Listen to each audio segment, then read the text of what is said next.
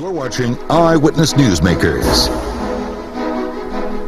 We are back now with United Teachers Los Angeles President Alex Caputo-Pearl, a teacher for more than 20 years, representing 35,000 teachers. You were elected a year ago with an overwhelming majority.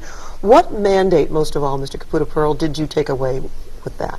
Well, thank you for having me on.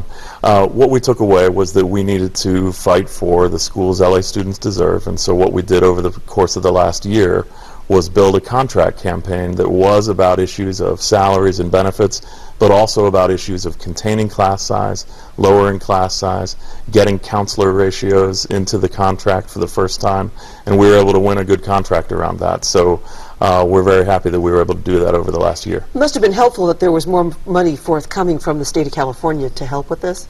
Certainly that's been helpful, but we've had to fight for every dime and nickel, and now we're up in Sacramento and building a movement to try to make sure that there's enough revenue for both schools and social services that are so important for families. Let's talk about probably topic A that's on the agenda for LAUSD, the search for a superintendent. Earlier we talked to Mr. Zimmer of the school board about that.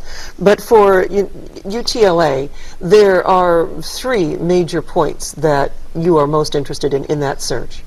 Well, I'll talk about a couple of them. One is that we need a superintendent who's going to serve all students, who's going to serve all kids. The second thing is that we've learned a lesson that we don't want a superintendent who's chosen by billionaires who are out of touch but think they know something about education, like Eli Broad, for example. Eli Broad was the main advocate that brought in John Daisy, and what John Daisy and Eli Broad left us was an FBI investigation about an iPad scandal and a Mises crisis that wasted hundreds of millions of dollars. We do not need a hand-picked superintendent by billionaires. Well, the teachers don't like that, but many parents were very happy with what came out of that, the forward thinking, and would argue that it's the teachers who are the stumbling block in some of this. Educators have, I'm a parent. I've got an 11-year-old and an 8-year-old at home, and educators across the city are respected for the work that we do. Unfortunately, that agenda that I spoke of, that Eli Broad and John Daisy brought in, while rhetorically it sounded good in many ways, in practice, through wasting money, through getting us involved in scandals, it was a huge problem for the district. So where does, for teachers who are in the classroom, and just really on the front lines, we've talked about the technological divide, the fact that some schools still don't even have Wi-Fi, so what's the point of these computers? Is there enough technology to go around for Los Angeles students? Certainly we're organizing. Part of the Schools L.A. Students Deserve campaign is to organize for the materials and resources in every school, in every classroom that students need. Unfortunately, we had Eli Broad, who again is trying to intervene right now to shape the superintendent search. He, for example, opposed Proposition 30, which was a huge initiative that basically refunded education and brought materials and resources in, technology and other things. And we're concerned about any big money interests that are actually for cutting resources to public education. We need more resources, more technology, etc. We'll drill down in a minute on what I think some of the foundation's major points are, but to get back to that search in a general sense for the superintendent, one of the things I saw that UTLA is asking for is that the final candidates or people who are interested come before parents, educators, community, and answer questions. We believe that there's an enormous amount of knowledge and expertise that lies with students, with parents, with community organizations, with educators. And so yes, we want part of this search process to be finalists coming in front of and answering questions and relating with the people that they're going to be serving. But you know that in all executive search, when it comes down to that, there's a certain amount of confidentiality because those executives don't want it known where they are, that they're looking for another job that they might not get. That confidentiality would preclude them coming before any groups publicly. That's why these searches are conducted in private. It's not for the matter of secrecy, but to get the best candidates who are willing to put their necks out there. We recognize that there's certainly parts of the process that need to be confidential, as you say, but we also think that when it comes down to those final stages, it's such an important criteria of how someone relates to the public, relates to parents, relates to students, that we think there needs to be something built into the process to reflect that. So what's the most important thing you want from a superintendent? The most important thing that we want, as I said, is that it's got to be a superintendent who wants to strengthen the district, not dismantle the district. Part of this issue that Eli Broad is bringing forward of putting close to $1 billion into an effort to try to take 50% of LAUSD students into unregulated charter schools, that's going to dismantle the district, not strengthen it. All right, we're going to get to that. We're going to take a quick break, Mr. Caputo-Pearl, but we will talk about charter schools when we come right back. And we return with Alex Caputo-Pearl, UTLA President. Let's talk about those charter schools. And two things you were talking about, that the move to perhaps have 50% within 8 years of all LAUSD students in charters, which we should point out, again, publicly funded, but more independent in how they're run, and most notably non-union in most cases.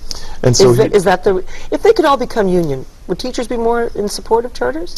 Well, here's the issue. We have many charter educators who are part of our union, and we're very proud of that, that we represent them. The issue for us is an issue of accountability. Any publicly funded school, whether it be a district school or a charter school, we believe, has to live up to certain common sense standards.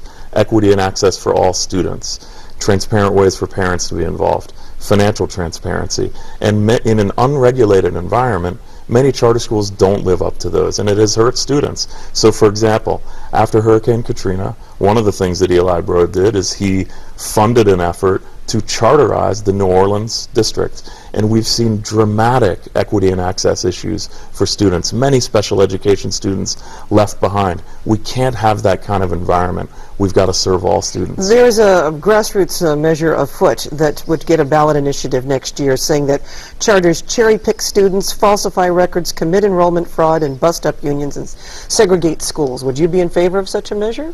Well, like I said, what we're putting out there, and we're working with our charter educator members of our union on this, is this idea of public school accountability. And in fact, Mr. Broad, the billionaire, has his museum opening up on September 20th, and I'll be there, and I'll have a bunch of my friends there, and I'd like to actually debate him publicly. We could do it on your show if you want, about charter schools, about unregulated charter schools, and about public school accountability. So we'd very much like for that debate to happen. You make it sound, though, as though there is just one individual, and you know by a matter of fact that these come about when parents are so unhappy with what their children are learning in schools that they can petition to create a charter. And that's how many of these are coming about.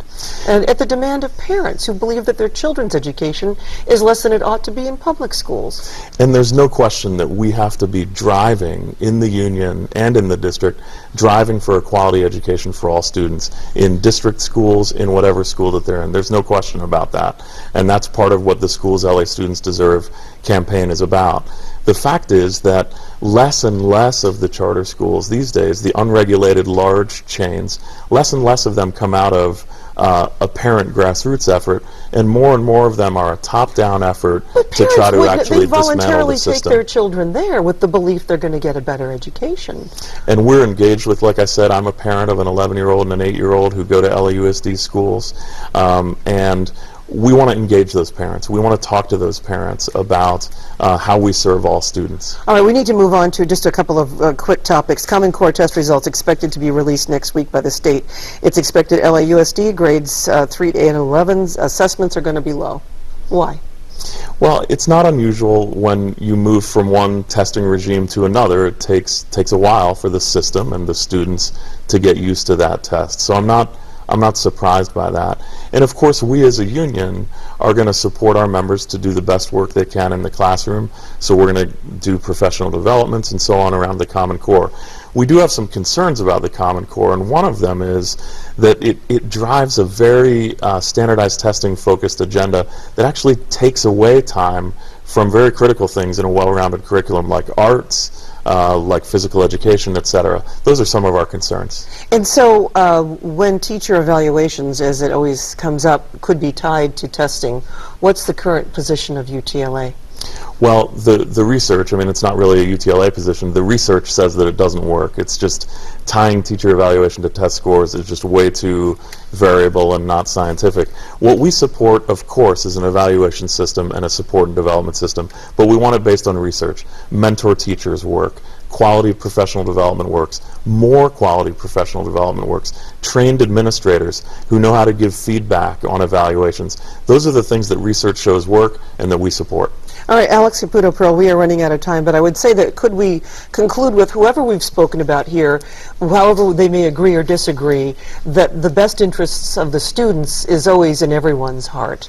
We certainly are out there talking to whoever we need to and engaging whoever we need to about exactly that issue of how we get the schools our students deserve. All right. Thank you. Hope to Thank come you back. so much.